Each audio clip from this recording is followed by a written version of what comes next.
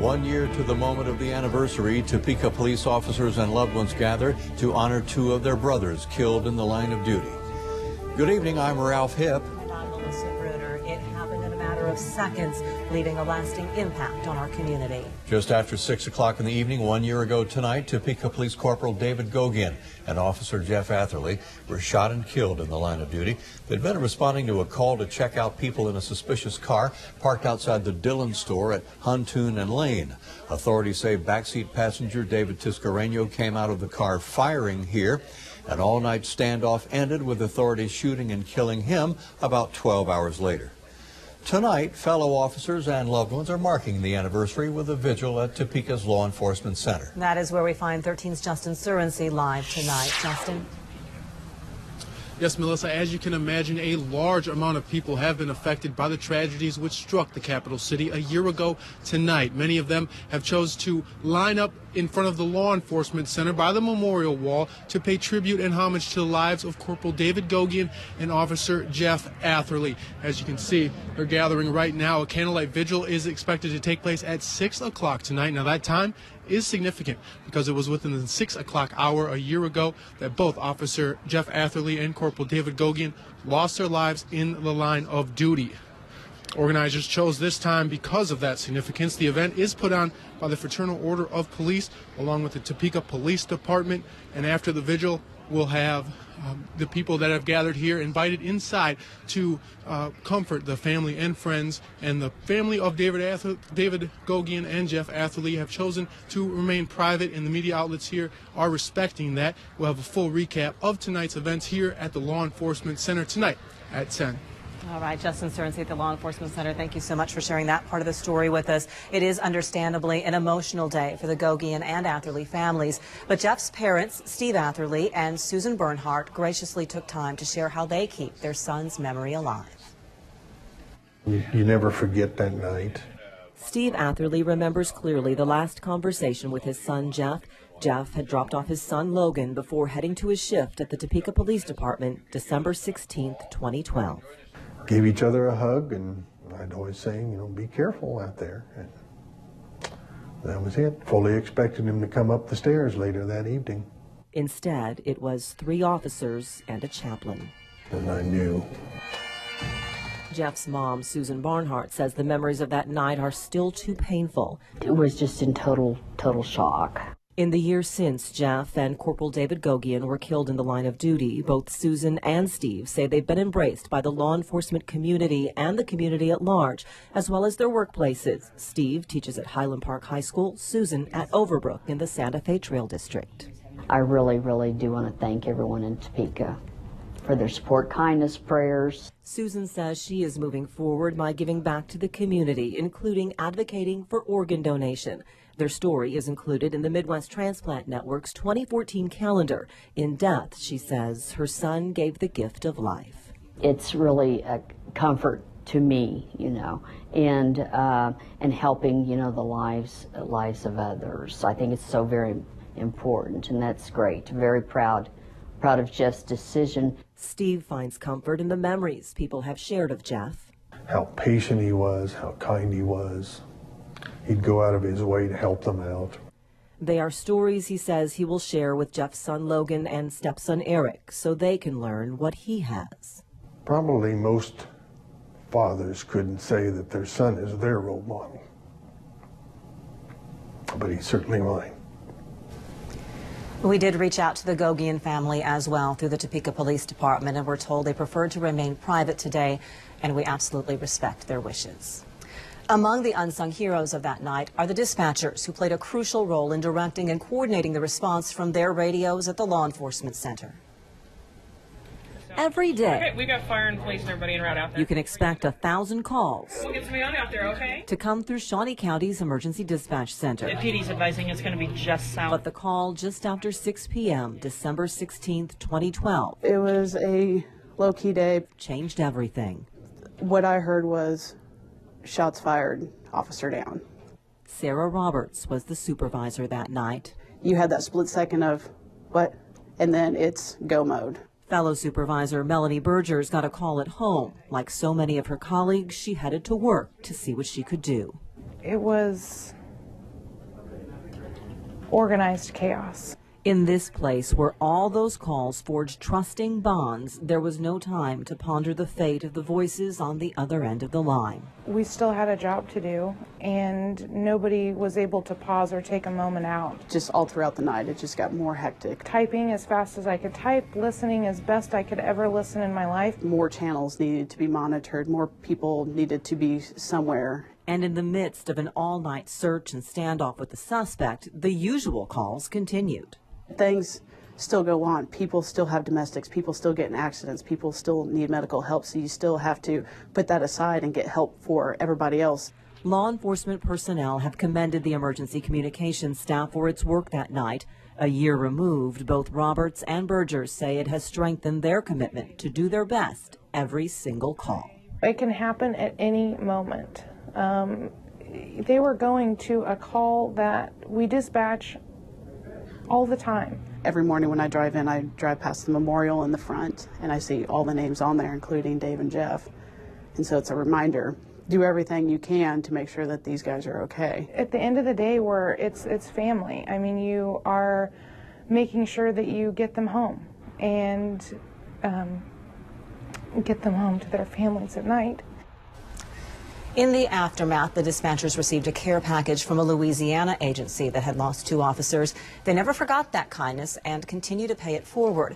Roberts coordinates sending care baskets to agencies nationwide when they lose someone in the line of duty. A very neat act that they continue to this day, knowing what they went through. And thanks, Melissa, for that special coverage. We appreciate that very much. And thinking of the families especially tonight, we have other news of the day coming up on this December the 16th. Right now, we'll go to Jeremy Goodwin and check out our weather. Jeremy, beautiful this afternoon. How about tonight? Hey, Ralph, Melissa, it has been a comfortable day across the area. Temperatures made the low 60s. That is well above normal for the middle of December. Tomorrow, a little cooler, and we could see snow this weekend, the first couple of days of winter. Winter officially beginning on Saturday. Outside right now, the skies are mostly clear. We had a beautiful sunset this evening in northeast Kansas with some high, thin cirrus clouds making for all those beautiful colors. That's the view from the Parish Hotel's Ramada West camera. Lots of traffic out there this evening as folks are out shopping for those last-minute Christmas gifts. Not last minute, I guess you have a week and a half left. The view downtown from the top of the Jayhawk Tower, our Parish Hotel's Ramada Hotel and Convention Center camera also mostly clear. No rain in the area, and our temperatures are in the 40s for most of us. Tonight we will see a cool night, not abnormally so for December. Tomorrow, 47, still above normal, but we are expecting a huge cool down late in the week. Your 8-day forecast is coming up. Thank you, Jeremy. These final few days of autumn. One person was killed after being thrown from a mule over the weekend. Osage County Sheriff's officers were called at 6 o'clock last night out to the 23,000 block of K368 highway. Authorities are telling 13 News 2 people were riding their mules when a loud vehicle caused one of the male mules, the male mule in the pack, to buck, throwing the rider off, and that female rider was pronounced dead at the scene. The other rider was not injured. Districts around Topeka continue growing, and that's why some Shawnee counties will have new county commission districts. What that means for the other districts coming up in a moment. Also, we want to bring you another live look at the vigil outside the Law Enforcement Center honoring Topeka's 2 officers killed in the line of duty 1 year ago at this time. We'll be right back. You're watching 13 News, Kansas News Leader.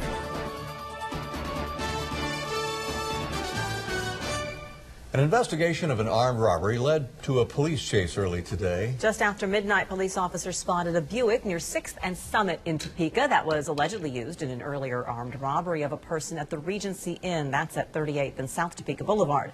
Police say the driver took off, then crashed at this scene here at Willow and Broadmoor. Police say 31-year-old Justin Shumway was treated for minor injuries. They say officers recovered a firearm from the scene. Anyone with further information should contact Crime Stoppers at 234-0007.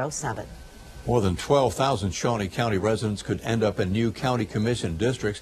Councilor Rich Eckert today outlined a redistrict proposal for commissioners, and he says the 2012 population, the data from the Census Bureau, is showing that Shelley Bueller's District 1 is far outpacing growth than the other districts. That is the Bueller District, which has 5,500 people more than the other 2, so he said that boundary changes are needed to balance things out. So no precincts are in a perfect square. They all have a different shape. So we have to take these different shapes and we have to take the different populations and try to get to a point where our commission districts are as equal as possible. Those county commissioners, the three of them, could make a final decision on the new boundaries at their upcoming meeting on Thursday. For this Monday, a great day to get out there. Hope you were able to get outside to start your work week today. If not, do you have any time left? And Jeremy lets us know when we might need those jackets again, because forecast is coming up next. This is your 13 weather forecast with Jeremy Goodwin. This was a comfortable day across northeast Kansas. Temperatures made the lower 60s. That is way above normal for the middle of December. Let's see what's going on out there right now. It is 44 degrees officially in Topeka as we look out from the Capitol Federal Sky Cam. A light north wind at 7 miles per hour and nothing on the radar for the northeast part of the state right now. As we zoom out, there have been some areas of precipitation for our neighbors to the north across Iowa and Nebraska, seeing some light rain and light snow in that part of the country. And that's the dividing line between a very cold air mass across much of Iowa and what felt more like spring around here. These were our official high temperatures. Topeka had 63, Manhattan 63, Emporia was 63. Right now you can see it's a little cooler to the north, not terrible. Hiawatha in the low 40s. And as you look up here, you can see that snow in parts of Wisconsin, northern Illinois, and the temperatures in that part of the country are much, much colder. In the middle 20s now in Des Moines. They've been below freezing all day long, while the folks in the liberal area still close to 50, even at this hour of the evening. The sun's been down for about an hour, and we're still seeing temperatures some 10 degrees above normal for an average daytime high. So the warmer air to our south and west, colder air to the north. We'll see the winds coming in from the north and northwest tonight, pushing a little bit of that chill our way tomorrow. Now in Supercast, there's a snow chance for our neighbors to the north and east tonight and tomorrow. Des Moines over to St. Louis, seeing a snow chance through tomorrow. As that system moves past us, it's not going to send any precipitation our way, but it will shift the wind as the cold front pushes through. By 4 a.m., winds coming in from the north and northwest, and that will cool things down a little. This is a colder air mass that will push in for tomorrow. And look at the temperatures. 2 p.m. tomorrow, about 47 in Topeka. Now, an average high will be 37 to 40 degrees, so this is still above normal, but it's going to be cooler than we had today. So this is going to be warmer than average, but still chillier than what we enjoyed this afternoon. By 5 p.m., now we're getting into the thicker coat weather, 35 in Hiawatha, 34 in Troy, Strong City, still holding on to the mid-40s for the commute home from work. Tonight, mostly clear and 28. That cold front moves in and brings our temperature down some tomorrow, a high temperature of 47 degrees. Here is the 8-day forecast. Back to the low 60s on Wednesday. And then Thursday, 53, we have a chance of snow on Saturday, which is the first day of winter. It's felt like winter for a while, but the actual calendar winter begins on Saturday. But not today. It didn't feel like winter. No, this is I love it. Fall, almost spring, felt like out there, right? Thank you, Jeremy. Mitch Holthus gives us his yearly Christmas wish list coming up. We will look forward to that and the retirement of Sporting KC's Jimmy Nielsen, their fantastic goalie, has allowed for a trade for a new goalkeeper. JB tells us about his local ties coming up on the Monday 13 Sports.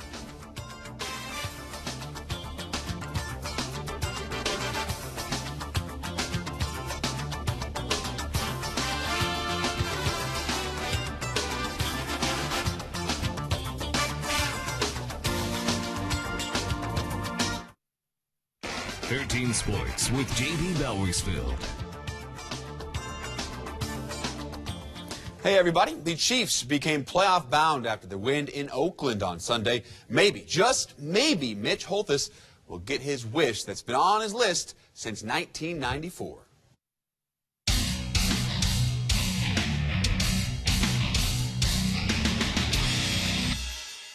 It's been a Minute with Mitch tradition for nearly 2 decades. My dear Santa letter, and I only ask for one thing every year, a playoff win for the Chiefs. I've tried texting and tweeting. I've tried to send a direct message on Facebook. I send emails. Now I brought in Jonna Collins, event sales manager of the Kansas City Chiefs. I'm serious about this.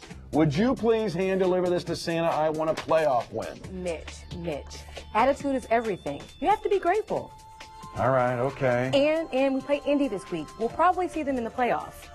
I get it. Focus and perspective. Truly, I am grateful that this has turned around so positively in 1 year's time, that the Kansas City Chiefs on and off the field are so much better. And thankful for family, friends, faith, and the fans. Happy holidays on this Minute with Mitch. The Minute with Mitch is brought to you by Hy-Vee, proud sponsor of the Kansas City Chiefs. Currently, the Chiefs are on season number 19 without a playoff win. That is the third longest active drought behind the Lions and the Bengals. The Chiefs' playoff losing streak of 6 games is tied with Detroit's for the longest in the NFL. By the way, the Chiefs' current Super Bowl drought is at 43 years. That's third behind the Jets and the Lions.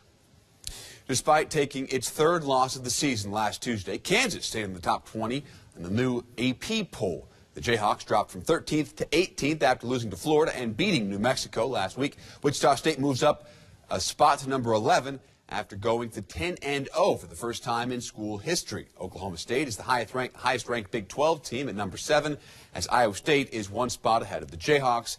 Kansas State's opponent this coming Saturday in Wichita is Gonzaga. The Zags, the Bulldogs, check in at number 20. Sporting Kansas City has added a new goalkeeper. The club traded a second-round pick in the 2016 MLS draft for Columbus Crew goalkeeper Andy Grunebaum. He grew up in Overland Park, so he's another local guy. Grunebaum has a 1.27 goals against average in 8 seasons with the Crew, and Grunebaum was the Kansas Player of the Year his senior season at Blue Valley North, leading the Mustangs to a 6A state title in 2000. He actually becomes the 7th player from around the Kansas City area to play for Sporting KC. So it's a local affair, your 2013 MLS Cup champions. That's great. I wish that could happen more often. Have a local guy play for the pro team. JB, thanks a lot for all the updates there. And we are going to be enjoying Jeremy's forecast. Find out how long the warm weather is sticking around when we return. And you can keep your kids' feet warm and stylish at the same time. The cold will return. Get a pair of Slippy's slippers. The deal is just $14. You'll find that and many more when you head to WIBW.com and click on Crowd Savings.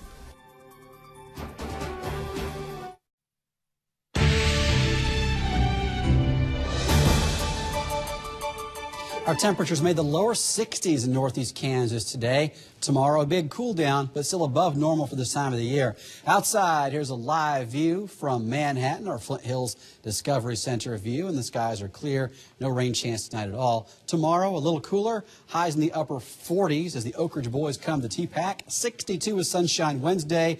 Saturday is the first official day of winter. We'll see a snow chance and highs only in the 30s this weekend. Enjoy these next few days. That's right. If there are any of you who are still waiting to put up those Christmas decorations, now you have about maybe 3 more days to get that done. It'll be warm. Time to leave you for a while. We are thinking of those families tonight in particular, and we'll be back again with our news update at 10. Good night. Get the latest news, weather, and sports on WIBW.com or follow WIBW on Twitter and Facebook. WIBW-TV, 2013 Heartland Regional Emmy Award for Evening Newscast.